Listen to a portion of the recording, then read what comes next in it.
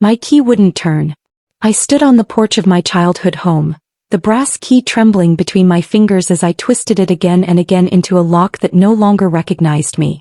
Through the frosted glass panel, I saw her silhouette, Tessa, my older sister, standing perfectly still in what used to be our mother's hallway. She wasn't moving to help. She was watching me struggle. The door finally opened, but not because my key worked. Tessa pulled it from the inside, her face completely calm, almost bored. "You shouldn't be here, Ava," she said, her voice flat and cold like winter pavement. Behind her, I could see everything had changed. Mom's furniture was gone. Tessa's modern gray couch sat where Mom's floral one used to be. My throat tightened. "Mom wanted us to share this house," I whispered. Tessa's lips curved into something that wasn't quite a smile. "Mom's gone. So is your claim." She closed the door in my face and I heard the new lock click into place. "My name is Ava Wren and I am the younger sister. The one who stayed. While Tessa built her career in the city, I was here measuring out medications at 3 in the morning, holding Mom's hand through every doctor's appointment, every scan, every terrible result. I bathed her when she couldn't stand. I read to her when the chemo made her too tired to keep her eyes open. I slept on the floor beside her bed because she was afraid of dying alone in the dark. Tessa visited twice during those 8 months. She brought expensive flowers that Mom was allergic to and stayed for exactly 1 hour each time, checking her phone by the door. Now I sat in my car outside the house, watching movers carry Mom's favorite rocking chair down the steps. The one she nursed both of us in. The one I'd rocked her in when the pain got too bad. My face was wet, but I didn't remember starting to cry. I made myself a promise right there, hands gripping the steering wheel until my knuckles went white. I would let Tessa think she'd won. The night before Mom died, she could barely speak. Her voice came out in thin whispers that I had to lean close to hear. The hospice nurse had left us alone, dimming the lights on her way out. Mom's hand felt like paper in mine, cool and impossibly light. "Promise me," she breathed, her eyes finding mine in the darkness. "Promise me you'll keep this home safe." Those were almost her last words to me. She died 6 hours later, just as the sun was coming up, her hand still in mine. The memory felt sacred, something I carried in my chest like a stone. Now 3 weeks after her funeral, that promise felt like it was choking me. I found the lawyer who had handled Mom's will, a thin man named Harold Pierce with wire-rimmed glasses and an office that smelled like old books. He looked uncomfortable when I asked about the house. "Your sister submitted a revised document," he said carefully. "Just days before the funeral." I felt the floor tilt beneath me. The revised will was typed, not handwritten like Mom's original. It named Tessa as the sole heir to everything. The house, the bank accounts, even Mom's jewelry. I stared at the signature at the bottom, supposedly Mom's, and felt my stomach turn. "My mother couldn't write her own name those last 2 weeks, I told Harold, my voice shaking. Her hands were too weak. She couldn't even hold a pen. Harold shifted in his chair, not meeting my eyes. The document was notarized. Legally, my hands are tied unless you can prove forgery. I left his office with my mind spinning. Back in my apartment, I pulled out every piece of paper Mom had ever given me. Birthday cards in her looping handwriting. Shopping lists. Notes she'd left on the fridge. I laid them all out on my kitchen table, photographing each one. Then I found the text Tessa had sent me during Mom's final months. "Can't make it this weekend. Too busy with work. You've got this covered, right?" I saved everything. Printed everything. I wasn't grieving anymore. I was building a case. At Mom's funeral, Tessa wore black Prada and cried beautifully. People held her hands and told her how strong she was, how much she looked like Mom. I stood 3 feet away in a dress I'd bought at a discount store and no one seemed to see me. During the reception at the funeral home, I overheard Tessa's husband, Mark, talking to his brother by the coffee station. "We'll renovate the whole place," Mark said, stirring sugar into his cup. "Knock down that wall in the kitchen, put in an island. Make it ours." That word, ours, hit me like a fist. This wasn't just about money or property. They were going to erase Mom completely, tear down the walls she'd painted, rip out the garden she'd spent 20 years growing. I stood there holding my paper plate of untouched food and something inside me shifted. I wasn't going to destroy Tessa. I was going to be better than her. I was going to win so completely that she'd see exactly what she'd thrown away. 2 days after the funeral, I went back to the house. Tessa's car wasn't there, so I used my old key, the one that still worked, barely, and let myself in through the back door. The house felt wrong. All of Mom's pictures were gone from the walls. The air freshener Mom always used had been replaced with something sharp and chemical. I went straight to Mom's bedroom, to the drawer where she kept her jewelry box. The small wooden box with the roses carved on top, the one her own mother had given her. It was gone. Everything was gone. Even the drawer liners had been replaced. I felt sick. A week later I saw it on Tessa's social media. A photo of the jewelry box open with all of Mom's things spread out on a white table. The caption read, "Selling off Mom's vintage treasures. DM for prices. Everything must go." I stared at my phone screen until the words blurred. She wasn't just stealing our inheritance. She was selling our mother's memory piece by piece. My landlord called the next week. The rent was going up $200 a month, effective immediately. I did the math 3 times, hoping I'd made a mistake, but the number stayed the same. I couldn't afford it. I packed everything I owned into 12 boxes and moved into a studio apartment on the east side, the kind of place with flickering hallway lights and a radiator that clanged all night. My new place was smaller than Mom's living room had been. Meanwhile, Tessa's social media showed pool parties and matching family pajamas in their new house, my childhood home. Her daughter splashed in the pool that Dad had built for us 30 years ago. Her son ran through the yard where Mom and I had planted sunflowers every spring. I sat on my mattress on the floor, my entire life fitting into a space the size of a closet, and opened a notebook. I started writing down every memory I had of Mom. Every story, every recipe, every piece of advice. If Tessa was going to erase the house, I would become the keeper of what mattered. The family turned on me slowly, then all at once. It started with my Aunt Victoria calling to say she'd heard some concerning things about me. "Tessa mentioned you tried to manipulate your mother into changing the will," Aunt Victoria said, her voice tight with disapproval. Before the funeral even happened. I felt the words like a slap. "That's not true. Tessa is the one who—" "I don't want to hear excuses, Ava. Your sister is grieving. We all are. This fighting over money is disgraceful." She hung up before I could defend myself. Then came the messages from cousins, from Mom's old book club friends, from people I'd known my entire life. Tessa had gotten to all of them first, painting herself as the victim and me as the greedy younger sister who'd tried to steal everything. I stopped trying to explain. Instead, I took screenshots of every message, every accusation. I documented dates and times. I recorded phone calls where people repeated Tessa's lies word for word. Truth has a way of surfacing. I just had to be patient. I found it in a box I'd rescued from Mom's garage before Tessa threw everything away. A storage box labeled, "Important Papers," in Mom's shaky handwriting. Inside were bank statements, old tax returns, and at the very bottom a folded piece of lined paper. I unfolded it carefully.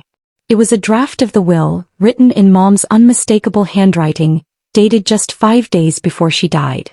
"I leave my home at 847 Maple Street to my daughters, Ava Wren and Tessa Wren, to be shared equally. The house represents our family's history and should remain a place of love and memory for both of my girls." My hands shook as I read it again and again. This was dated after the supposed final version Tessa had submitted. The handwriting was weak but clear, every letter recognizable as Mom's. I took it to a copy shop and made 10 copies, then locked the original in a safe deposit box at my bank. This was proof. This was everything. Tessa had forged that final will, and now I could prove it. I went back to Harold Pierce's office without calling ahead. He looked startled when I walked in, his face going pale when he saw what I was carrying. I laid the handwritten draft on his desk. "She wrote this 5 days before she died," I said quietly. "After the date on the document Tessa gave you." Harold picked it up with both hands, adjusting his glasses as he read. His jaw tightened. When he looked up at me, his expression had changed completely. "I need to tell you something," he said, his voice low. "Off the record. When Tessa brought me that final will, I had doubts. She said your mother had made a last-minute decision, that she'd signed it the day before she passed. But something felt wrong. I should have pushed back harder. I was afraid of being sued if I was wrong." He paused. "I can help you now. Quietly. But you need to understand, this is going to get ugly." I nodded. I was ready for ugly. I'd been living in ugly for months. "What do you need from me?" "Everything you have." Every piece of evidence. We build this carefully or it falls apart. Help came from an unexpected place. Carmen, the woman who used to babysit Tessa's kids twice a week, sent me a message through a mutual friend. We met at a coffee shop on the far side of town where neither of us would be recognized. Carmen looked nervous, stirring her tea without drinking it. "I don't work for your sister anymore," she said quietly. "She let me go last month when money got tight. But I heard things while I was there. Phone calls. Arguments." She leaned closer. "Tessa and Mark are in trouble financially. They renovated the entire house on credit cards. The pool, the kitchen, all of it. They're drowning in debt." My pulse quickened. How much trouble? Enough that Mark keeps talking about selling the house. But Tessa won't hear it. She says it's hers, that she earned it. Carmen slid a piece of paper across the table. "That's the name of their contractor. He hasn't been paid in 2 months. He's threatening to put a lien on the property." I folded the paper and put it in my pocket. Time was on my side. I just had to wait. I didn't have to do anything. The system did it for me. I simply made a call to the county assessor's office, asking routine questions about property tax records for 847 Maple Street. The clerk told me there had been some discrepancies flagged in recent filings. Someone had reported inconsistent ownership documentation. That someone wasn't me, but I didn't correct her assumption. Within a week, letters started arriving at Tessa's house. I know because Carmen was still friends with Tessa's neighbor, who mentioned it in passing. Property tax inquiries. Requests for documentation. Questions about whether proper permits had been pulled for the renovations. Tessa's perfect Instagram life started showing cracks. The posts became less frequent. The last few photos showed her looking tired, her smile tight. One caption read, "Sometimes life throws curveballs. Staying strong for my family." I didn't like the post. I didn't comment. I just watched as the foundation of her stolen life began to crumble. Carmen messaged me again in early November. Mark moved out. Took his clothes and his golf clubs. Left the kids' stuff. The marriage was falling apart. I didn't feel triumphant about it. Tessa's children didn't deserve this chaos. But I also knew that Tessa had built this house of cards herself. She'd lied, forged documents, and isolated everyone who questioned her. Now the weight of those choices was crushing her. Carmen sent me one more piece of information. Mark had been seeing someone else for months, someone from his office. The affair had started right around the time of Mom's funeral. Tessa had been so busy stealing the house that she hadn't noticed her own life unraveling. I saved the messages but didn't share them. This wasn't about destroying Tessa's marriage. This was about getting back what Mom had wanted us to have. Still, I couldn't help thinking that liars eventually trap themselves. You don't need revenge when karma keeps such detailed records. The memorial was my idea. 1 year after Mom's death, I organized a small gathering at the cemetery. Just immediate family and a few close friends. I sent Tessa an invitation. To my surprise, she came.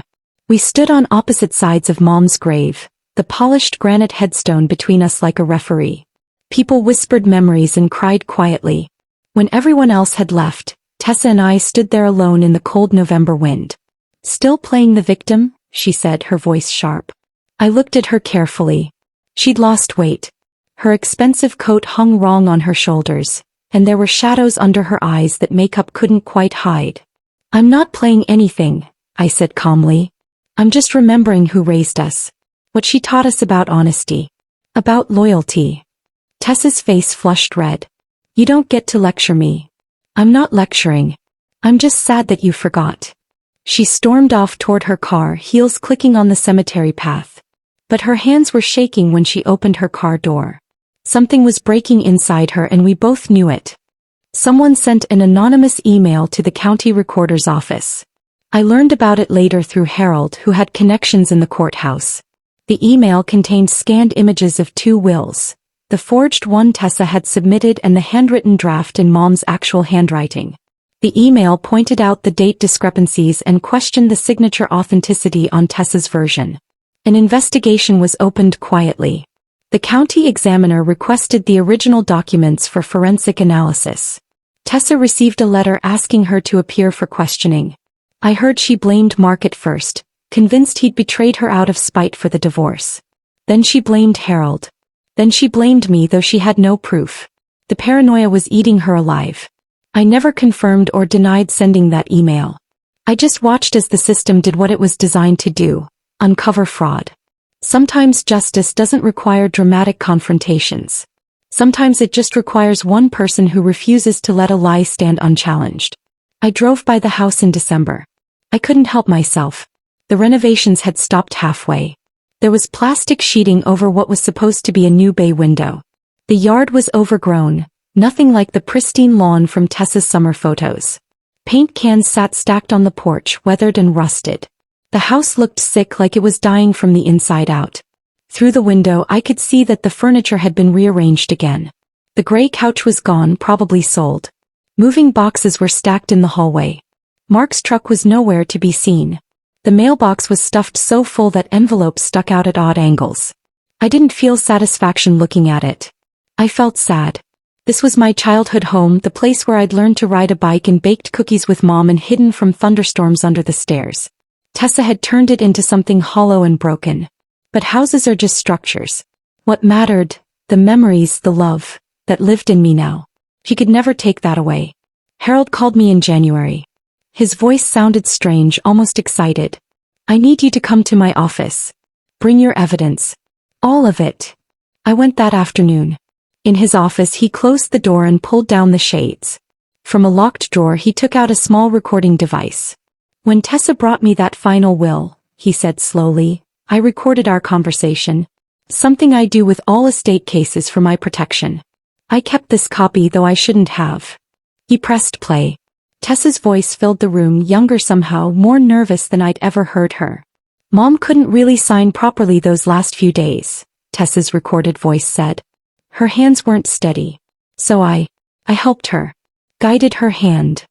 Harold's voice responded, that's not the same as her signing independently. I know, but it's what she wanted. I promise. The recording clicked off. Harold looked at me. That's an admission of forgery. She guided the signature. That's not legal consent. I felt my heart pounding in my throat. This was it. The final piece. I spent a whole night staring at my ceiling, unable to sleep. I had everything I needed to destroy Tessa completely. The forged will. The handwritten draft. The recording. Testimony from Harold. Bank records showing she'd sold Mom's jewelry without permission. I could ruin her life, take everything, watch her fall. But Mom's voice kept echoing in my head. Don't let anger make you small, Ava. Don't let it turn you into someone you're not. I thought about Mom's last words about keeping the home safe. She'd wanted us to share it. She'd wanted us to be sisters. Tessa had chosen greed over family, but did that mean I had to choose revenge over peace? By morning I'd made my decision. I would expose the truth. I would take back what was rightfully half mine. But I wouldn't try to destroy Tessa as a person. I would let the consequences of her own actions speak for themselves. I called Harold and told him to file the claim. We were going to court. The probate court claim hit Tessa like a bomb. She was served papers at the house on a Tuesday morning. Carmen heard about it through her friend. Tessa had screamed at the process server, then called everyone she knew, trying to understand how this had happened. 2 days later she showed up at my studio apartment. I heard her pounding on the door before I looked through the peephole and saw her face red and wet with tears. I opened the door. You're jealous, she shouted into my face. You've always been jealous. I got married first, I had the career, I had the life, and you couldn't stand it. People in the hallway were staring. I kept my voice low and calm. I just want what's right, Tessa. What Mom wanted. Mom wanted me to have the house. She told me. Then why did she write a will giving it to both of us? Tessa's face crumpled. She looked broken, nothing like the confident woman who'd changed the locks. You're going to ruin me, she whispered. No, I said quietly. You did that yourself. She left without another word. The family fractured down the middle. Aunt Victoria, who'd been so quick to judge me, saw the handwritten will and went silent. 3 days later she called to apologize, her voice thick with guilt. I should have listened to you, she said. I'm so sorry, Ava. Mom's book club friends came forward one by one. They wrote statements saying Mom had talked about leaving the house to both of us, that she'd wanted us to stay close, to take care of each other. A woman named Patricia, who'd known Mom for 40 years, wrote, Helen would be heartbroken to see her daughters fighting like this. She loved them both equally and said so constantly. Even Mark, Tessa's soon-to-be ex-husband, gave a deposition. He admitted that Tessa had seemed stressed about the will, that she'd spent long hours alone with paperwork before the funeral. The truth has a way of surfacing when people stop being afraid. Within a month, Tessa's carefully constructed story was falling apart faster than she could hold it together. The courtroom was smaller than I expected. Old wood paneling and fluorescent lights that buzzed quietly. The judge was a woman in her 60s with gray hair and sharp eyes. Tessa sat across from me with her lawyer, a man who looked expensive and deeply uncomfortable. Harold presented our evidence methodically. The handwritten will in Mom's clear handwriting. The forged signature analyzed by a handwriting expert who testified it was guided rather than independent.